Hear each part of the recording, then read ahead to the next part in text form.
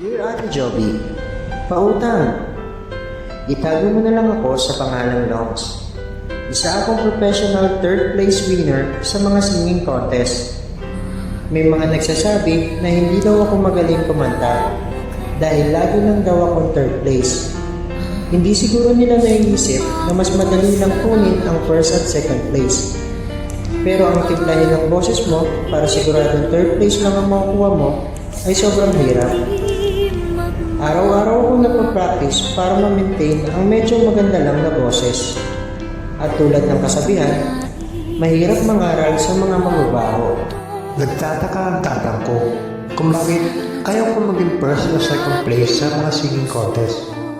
Hindi naman siya nagtatanong pero kutob ko lang, nagtataka yun. Ang totoo niyan, gusto ko naman talaga maging first o second place. Kaso natatakot akong ma-discover dahil ayaw ko maging sikat na singer. Ayaw ko maging sikat na singer dahil gagawin ka din nilang artista at papasayawin tuwing Sunday. Ang tatang ko ang inspirasyon ko dahil working student siya. Hanggang sa muli, Ate Joby.